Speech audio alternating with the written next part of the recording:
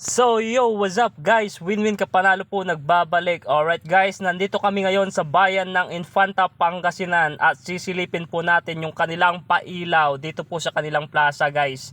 Let's go! Alright. Few moments later. So ayun guys, napakaganda pala dito guys. Oh, kita nyo po meron po silang fountain guys. Alright, na meron pong ilaw-ilaw. So napakaganda pala dito at marami pong pumapasyal po dito ng mga tao guys sa bayan ng Infanta, Pangasinan. Tuwing gabi po ito guys at napadaan lamang po kami dito guys. Kita nyo po meron po silang fountain. Napakarami, 8 piraso po yung sumasaboy na tubig. Alright guys, at sa banda roon ay marami pa silang pailaw. Kasama ko ang aking mahal at ang aking nanay. At napadaan lamang po kami dito guys para tignan, silipin yung kanilang pailaw. O sa Pangasinan guys ay Silo-Silo at Sare Valley. So hindi rin po magpapahuli ang bayan ng Infanta guys sa mga pailaw ng kanilang mga government guys. Kita nyo po yung malaking building na kulay green, ayan po yung kanilang munisipyo guys. So napakaganda po dito at maraming namamasyal tuwing gabi guys. Alright, kita nyo po guys, oh, fountain. Masarap po pagmasdan yung kanilang fountain dito guys. Alright, napakaganda.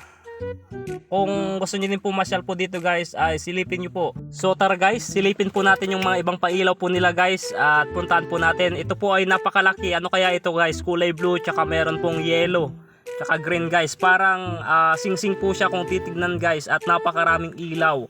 So napakaganda sa paningin guys at marami pong nagpipicture po dito sa loob ng pailaw na ito dito po sa Infanta guys. Alright, napakaganda. Kaya sisilipin po natin yan mamaya doon sa gitna guys kasi hintay lamang po natin na mawala yung mga nagpapapicture guys. Alright, kaya samahan nyo po ko guys. Let's go. Mo dyan muna guys. Yan to, balbalag yung bilog ya guys. Nanatay dyan paglay to. Nanatay dyan paglay guys. Guwapo. Guwapo guys. Guwapo.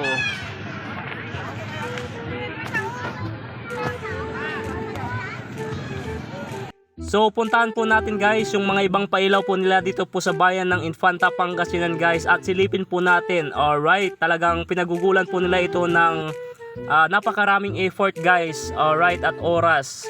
So shout out po sa mga namumuno ng bayan ng Infanta guys, yung kanilang mayor at mga councilor po dyan guys. Shout out po sa inyo. Napaka the best po yung kanilang mga yung inyong mga ginawa guys. Alright, ito po ay mga paru-paro pala yung design po niya dito guys at napakaganda, maraming kulay po. Alright guys, talagang nakakaganda sa paningin guys. Alright, the best yung pailaw po dito po sa bayan ng Infanta guys. Alright, pasyal po kayo dito.